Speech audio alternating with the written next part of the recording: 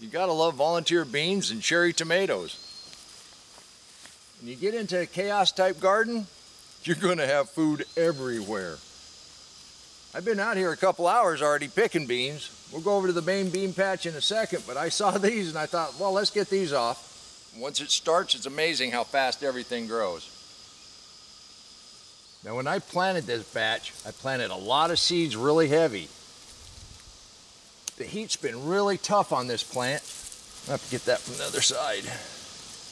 And as you guys know, all of these plants, the cucumbers and the beans especially, their entire life cycle is based around creating enough fruit to create enough seeds that they can go ahead and reproduce. I'll let a couple of these stay on probably too long, and with that heat, these plants are suffering. But we've got round 2 in. Well, this is round 2 or 3, I can't remember. But the thing is, in a chaos garden, you want to continually succession plant. That way, as some things go away, other things are coming on. You can do this too. Anytime you can have a 65-degree morning in August, you want to take it. So I've been out here for a while picking.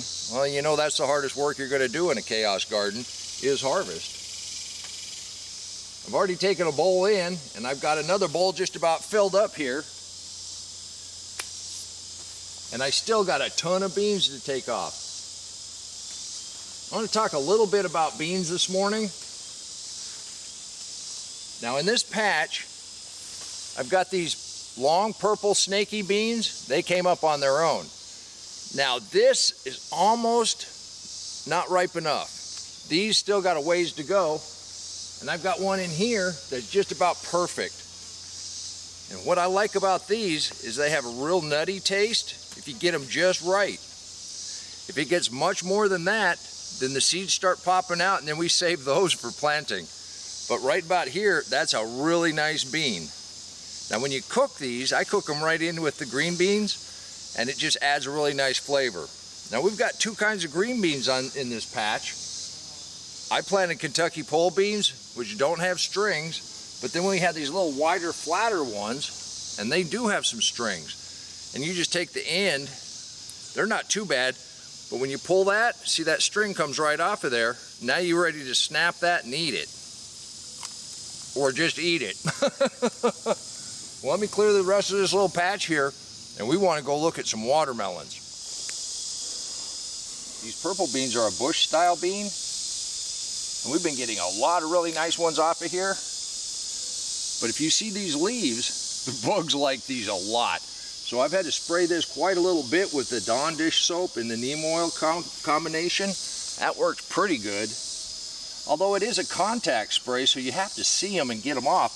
It seems like the residue kind of keeps them off. Then they move to another set of plants. The blister beetles have been pretty bad the last week or so.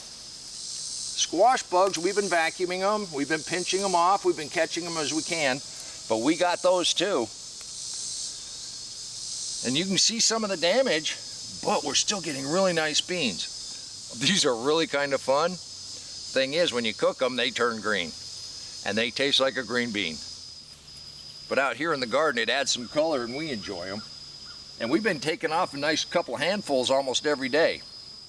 And like I say, the critters like to eat what we like to eat. But this plant, even though it looks pretty bad, it's got quite a few beans on it. We looked at this yellow squash 2 days ago, and that thing just peeled right out of there. That is wonderful. That's going to be tasty. Now this black diamond came up on its own, and I think we're getting to be about ripe. These don't take near as long. Look at that beautiful yellow spot on here. So let's take a chance and see if we got anything. Take this one. Oh. Nice thump test, and look how yellow that is. That's great. Let's go ahead and crack this open and see what we have.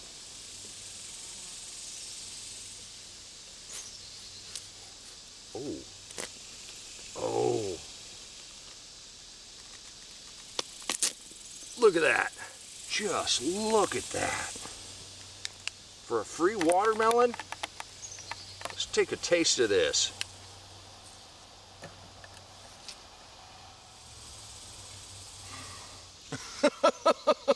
You can do this too. And this is a volunteer. This came up on its own. I just can't believe it. It's in amongst our peppers, and it doesn't taste like peppers. Oh my gosh. I'm gonna save these seeds. We'll see if we can't coax some next year. But these ripen pretty fast. That is just wonderful. And I think, oh, look at that. That is beautiful. I'm gonna take that one into the house too. I expect that to be just like the one we just opened. I'm gonna go look for a few other things that we need to bring in the house. I'm gonna take a little break. Today is Saturday. We need to enjoy the garden on Saturday. And this is my favorite day of the week. You know why? Because I get to go to you and celebrate what's going on in your garden. We've got a friend of the channel that started a garden in the high desert, all sand. They added some mulch. Things have started to improve. Joanne and Jenny have been working really hard to get a garden going in this high desert. By adding some mulch and putting in some trellises and some chicken wire, they've been holding the critters at bay. Check out their zucchini, and her tomatoes are about to turn red. Joanne, Jenny, this is great. You start getting some success, I want to see next year's garden. Thank you for sharing. And it really only takes a couple successes, and then you're hooked. And you want to get out here and you want to grow your own food. Now these aren't hot, but we got another friend of this channel, Art, and his peppers are turning. His hot sauce is going to be blistering hot. Art, this is beautiful, thank you. Jim's pumpkin patch kind of went the way of the bugs, but in his second year raised bed, these sunflowers are spectacular. Thank you for sharing. While I'm over here, oh, look at that. You can't really see them.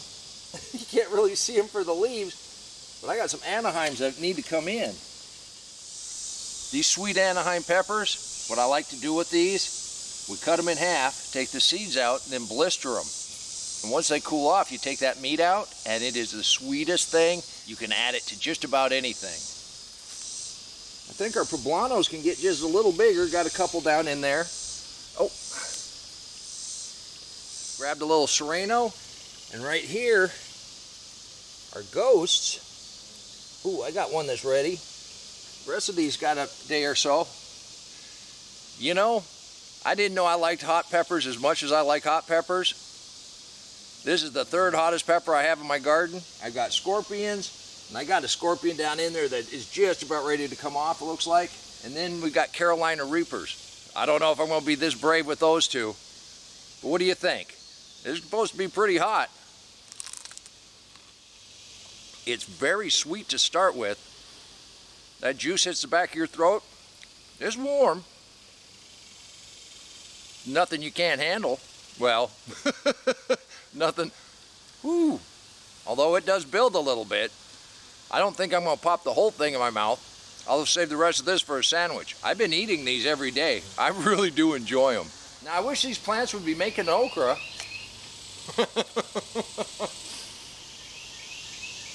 Don't tell my wife. I just keep saying, I don't think they're producing anything. But then I found out she's doing the same thing. Let's see, purple, green okra, and the hot pepper. Well, I have a little breakfast. Let's go ahead and take a look at another longtime friend of this channel, Four Oaks Family Homestead. Dan, I know you've moved, and I know you're starting over, but this looks great. Even though starting over is a challenge, you put one seed in at a time, and pretty quick you've got a thriving garden. Dan, your family's blessed. Thank you for sharing. And I'm sorry I keep bringing these, but every day it looks like they gain a pound. These are just incredible. I had a viewer write in and say we ought to try cushaw pie, which I'm hankering to. So I think we're going to probably make some pie with it. We're going to make a casserole with it. We're going to freeze some. We're just going to eat some. Then again, what's that old saying? Don't count your chickens before they hatch. Come out here, just looking at this, and it's got a nice spot on the bottom, but it's still kind of hard.